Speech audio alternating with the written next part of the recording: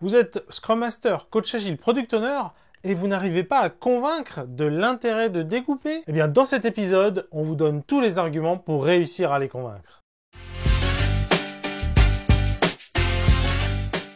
Je suis Jean-Pierre Lambert, coach agile indépendant et j'anime Scrum Life, la chaîne YouTube qui parle du quotidien des équipes IT, qui parle de l'agilité, sans détour, sans tabou et avec humour. Et si c'est le genre de sujet qui vous intéresse, abonnez-vous. Et restez bien jusqu'à la fin de la vidéo, on y annonce une petite surprise. Ça, il y en a pour 6 mois à faire, ouais. 6 mois c'est beaucoup, hein. Je vous invite à découper le travail, hein. Oui, on peut découper, mais ça sera pas utilisable avant qu'on ait tout fait. Donc...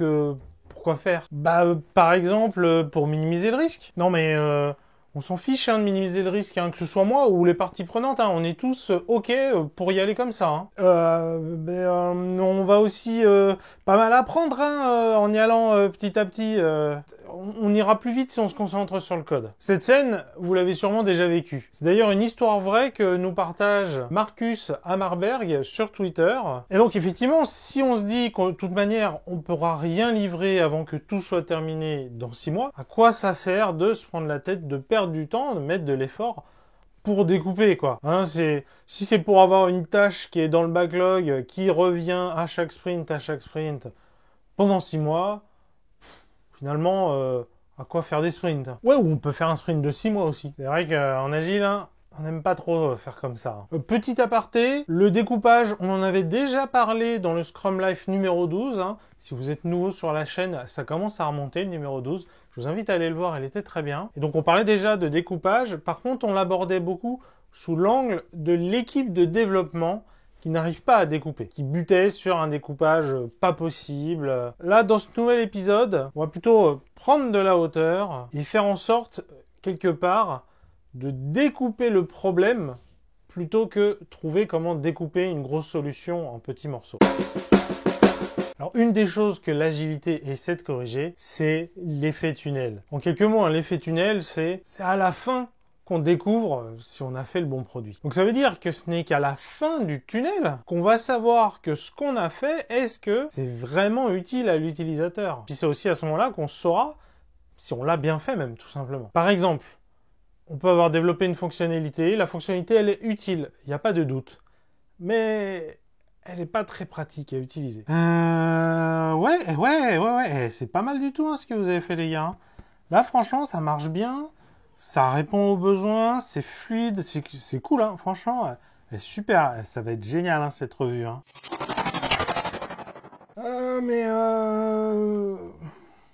C'est vrai que c'est joli, hein, mais ça marche pas. Pourquoi ça marche pas? Attends, je clique là. Ça veut pas. Attends.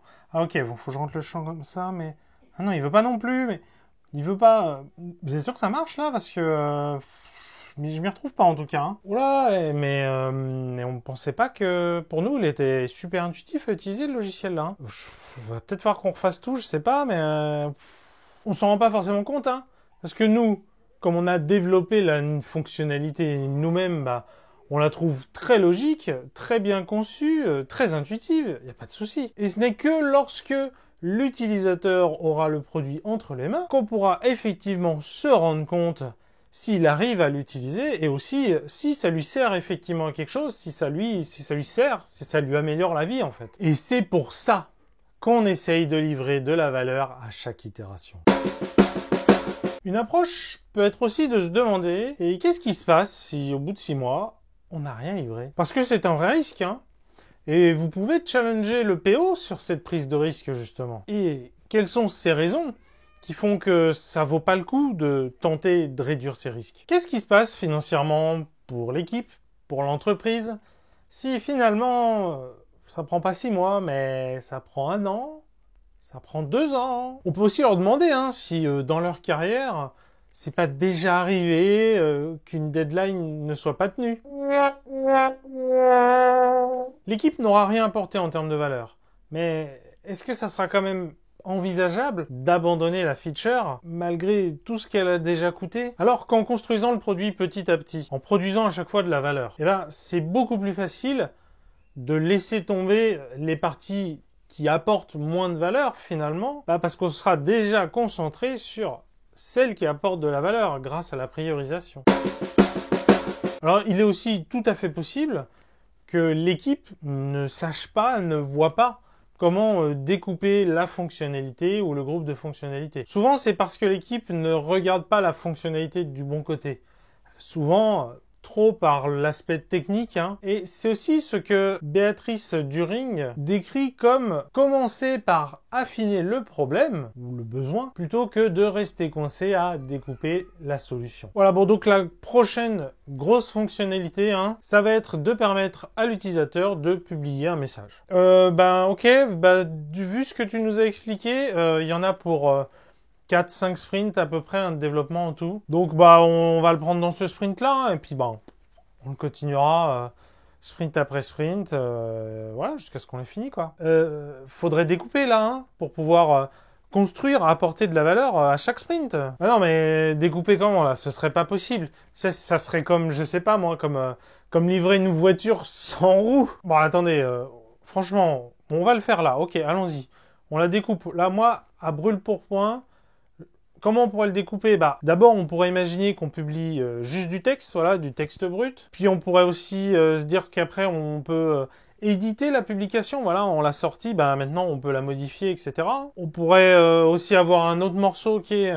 maintenant, on va pouvoir faire du formatage, voilà, ajouter des couleurs, ajouter du gras. Et puis, effectivement, a priori, pouvoir modifier le texte, corriger les erreurs qu'on a faites, ça me semble à première vue plus important que mettre du formatage, mettre de la couleur, du gras. Donc voilà, c'est pour ça que je pense qu'on les mettrait dans cet ordre-là. Et puis enfin, on pourrait intégrer le fait que la publication peut être revue par quelqu'un d'autre avant justement la publication finale. Déjà là, juste comme ça, je l'ai déjà coupé en 4 morceaux et je pense qu'on peut couper encore plus, hein, y a pas de souci. Là, on le voit, hein, chaque sous-user story apporte de la valeur. Et puis surtout, à chaque fois, on va pouvoir récupérer du feedback. Et puis en plus, ces différents éléments, ils sont indépendants. On peut faire la mise en forme avant l'édition, ou l'inverse. Parfois, pour convaincre, il suffit juste de faire le premier pas, hein, de montrer par l'exemple. Pour eux, c'était juste pas possible. Tiens, regarde, en faisant comme ci, en faisant comme ça. Et là, ok, là, ça peut provoquer un déclic. Essayez vraiment d'amener l'équipe à se concentrer sur l'affinage des outcomes, voilà, de la valeur qu'on va en retirer à la fin, voilà, de découper le problème plutôt que la solution, hein. Voilà, ça c'est quelque chose qu'on vous introduisait dans le Scrum Life numéro 82, on vous parlait d'impact, de valeur générée par le produit. C'est ce mindset-là, hein, qu'il faut avoir pour vraiment avoir le bon découpage au bon niveau. Quelques idées pour challenger l'équipe sur le bienfait du découpage au niveau fonctionnel. Alors déjà, l'approche du test, hein, pour limiter le risque de retard, le risque en général, à vrai dire. Tout d'abord, ça va être compliqué de tester fonctionnellement un gros bloc, une grosse fonctionnalité. Donc voilà, donc ça va être compliqué et ça va être risqué. Et puis on va se retrouver du coup à avoir à faire des gros tests avant de déployer. Ces tests, ils vont être longs, ils vont être complexes, plus complexes qu'ils ne devraient dans l'absolu. Et puis du coup, il y a de grandes chances que ces tests, ils découvrent des problèmes qui vont donc retarder la livraison. On pourrait essayer de savoir comment, aujourd'hui, si la fonctionnalité était déjà livrée, comment on ferait pour la tester. Parce que ces tests, au final, ça pourrait être une manière de découper. Les différents types de tests, sur quoi on se concentre, etc. Et c'est souvent, ça regroupe bien un découpage fonctionnel très pertinent. Le story mapping, si vous ne le connaissez pas, on l'explique dans le détail et par l'exemple dans le Scrum Life numéro 37. Donc c'est un exercice qui va nous permettre de modéliser un parcours utilisateur complet. Et bien dans ce parcours utilisateur, hein, qui est vraiment le parcours complet où il y a toutes les étapes, on peut identifier des parcours, comme on pourrait dire, en mode un peu dégradé, détérioré. Voilà, on ferait que certaines étapes et on atteindrait quand même l'objectif ou une partie de l'objectif. On aurait déjà de la valeur avec effectivement un fonctionnel moins riche. Et surtout, ça permet d'avoir un découpage qui garde une cohérence. Parce que si finalement comme ça, on trouve un parcours utilisateur simplifié, certes incomplet, mais il va quand même permettre de partir du début et d'arriver là où on a envie d'aller. Et à chaque itération, on va enrichir le parcours, mais on reste bien sur quelque chose qui a du sens dans sa globalité. Et surtout, ça va être un superbe outil pour valider les hypothèses, parce qu'on est dans un parcours utilisateur. On peut le mettre face à un utilisateur et le challenger à avoir du feedback. Un atelier existe, le carpaccio d'éléphant, où justement le but de cet atelier c'est d'apprendre à découper les choses. Hein. Alors petit spoiler, hein, on l'a dans notre backlog ce sujet-là, on va le traiter prochainement et vraiment c'est un très bon atelier justement pour apprendre à découper. Donc évidemment si vous découvrez Scrum Life avec cette vidéo et que la vidéo est déjà sortie, on essaiera de vous mettre un lien dans la description. Qu'est-ce qu'on en ressort de cet atelier-là? On va partir d'une user story assez simple. En général, personne ne sait comment on peut la découper plus. Et à la fin de l'atelier, on a réussi à la découper en 15, 20 sous-user story qui chacune individuellement apporte de la valeur. Et en plus de ça, ce qui est déjà formidable, il y aura même, vous verrez, des petites astuces pour encore plus jouer sur l'importance de la priorisation. Et puis, finalement, si l'équipe entière allait voir de ses propres yeux, pourquoi est-ce qu'il faut effectivement découper? Vous connaissez le shadowing? Le shadowing, c'est être l'ombre de quelqu'un d'autre, dans le cas qui nous intéresse, l'ombre de l'utilisateur. Voilà, pendant une journée. Vous êtes là tout le temps derrière lui, vous êtes son ombre, vous le suivez, et vous voyez c'est quoi ses problèmes, c'est quoi ce dont il a besoin, c'est quoi ses douleurs aussi. Et du coup, comment il utilise le produit, c'est quoi le workflow, comment ça se passe, etc. Donc si vous êtes en train de construire un produit pour des utilisateurs, je ne sais pas si vous imaginez la puissance de les voir s'arracher les cheveux sur votre produit, quoi, dans leur vrai contexte, dans leur vrai enjeu, avec leurs vraies données. Et puis il y a vraiment un côté, ok, comment on peut lui faciliter la vie? Et on se rend compte que parfois, il n'y a pas besoin de grand-chose pour réussir à déjà lui apporter de la valeur. Faire ça, c'est pas réservé qu'aux UX. Hein. Tout le monde peut en bénéficier. On va peut-être terminer avec un conseil qui s'adresse plus au Scrum Master. Et si on s'entraînait?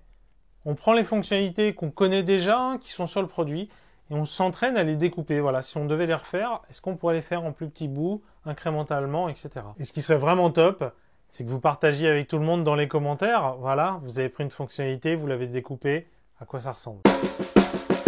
Et puis il y a une dernière option, c'est un peu un bonus. On va organiser un meet-up. Alors évidemment, il faut être sur la région parisienne. Ça sera le 3 octobre, il sera hébergé chez Maltem. Merci à eux. Et justement, le sujet, ça sera, découpons des user stories. C'est un peu une performance live. Constantin et moi, on sera là. Vous viendrez avec vos user stories et on se challengera, on va essayer de vous prouver par l'exemple que non, on peut les découper et qu'on apprenne du coup tous ensemble à comment on peut découper, etc. Vraiment, en conclusion, ce travail de découpage, une fois qu'il est assimilé, il est vraiment apprécié par l'équipe. C'est un vrai moment de partage et de créativité. Et au final, encore une fois, le meilleur moyen de convaincre, c'est peut-être de le faire, tout simplement. On y va et on montre, tu vois, c'est possible. À bientôt, vous êtes mes plus grands fans!